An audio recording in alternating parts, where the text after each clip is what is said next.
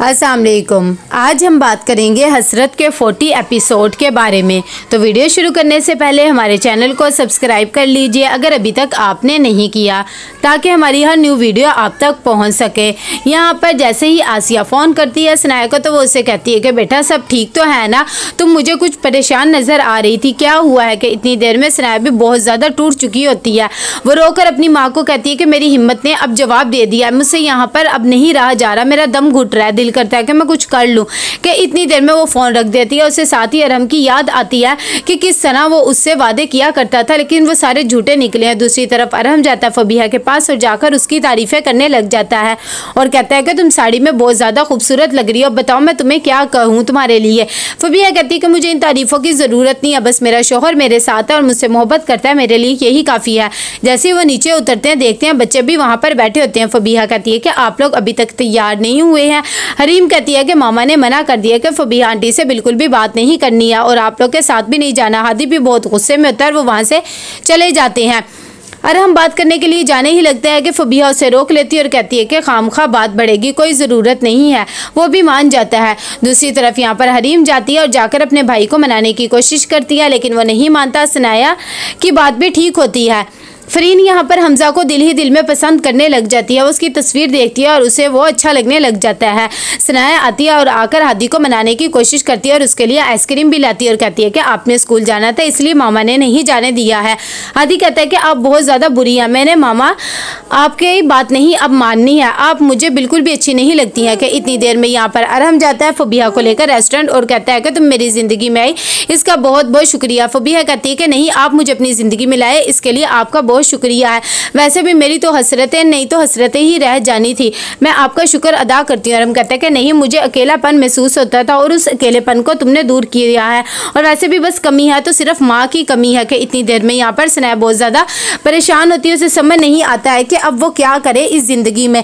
यहाँ पर जैसे ही अरहम वगैरह वापस आ रहे होते हैं कि बैंक वाले आ जाते हैं गाड़ी लेने के लिए। अरहम कहते हैं कि ये कौन सा टाइम है, मैं कल सुबह आकर खुद ही बैंक वालों से बात कर लूँगा और गाड़ी भी रिटर्न कर दूंगा। फबीहा भी ये सब बातें देखकर घबरा सी जाती है, लेकिन वो लोग बिल्कुल भी नहीं मानते और कहते हैं कि हमने अभी ही गाड़ी आपसे लेकर जानी है, और उससे बदतमीज़ी भी करने लगते हैं। तो हम गाड़ी दे देते हैं। फबीहा गाड़ी से नीचे उतरती है और कहती है कि ये सब कुछ सनाया की वजह से हो रहा है, अगर वो आपकी मदद कर देती तो आज ये सब कुछ भुगतना ना पड़ता। अरहम कहता है कि अच्छा ठीक है, अभी इन बातों का बिल्कुल भी वक्त नहीं है, हमें घर जाना चाहिए, और वो ऑटो को बुला लेता है।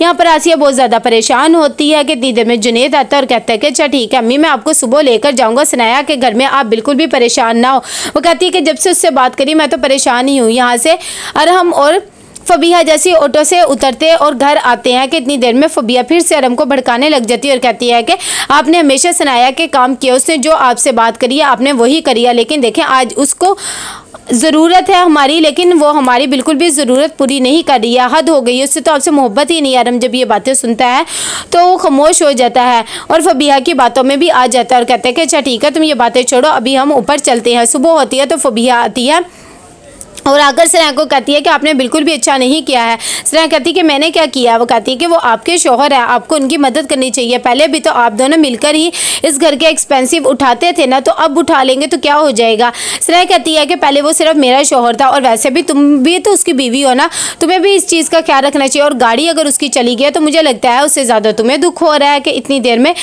सोमिया अपने शोर को परेशान देखकर और परेशान हो जाती है और कहती है कि आप लोग परेशान ना हो, अम्मी भी बहुत परेशान है सनाया की वजह से, मैं उनको बहुत ज़्यादा ख्याल रखती हूँ।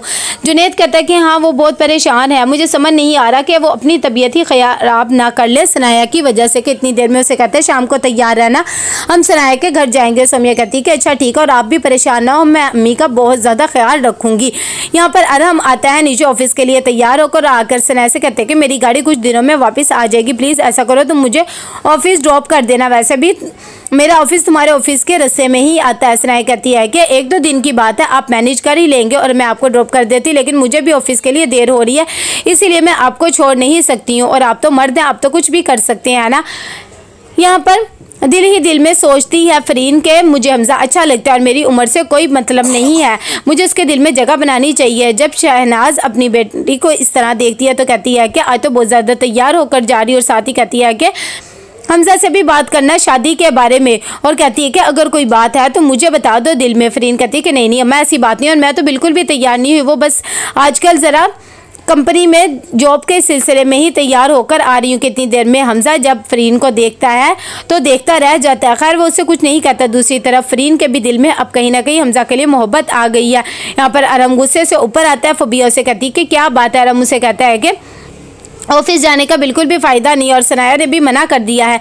जब ये बातें फबिया सुनती है तो कहती है कि हद हो गई, उन्हें तो आपसे बिल्कुल भी मोहब्बत नहीं और आप इस रिश्ते को घसीट रहे हैं।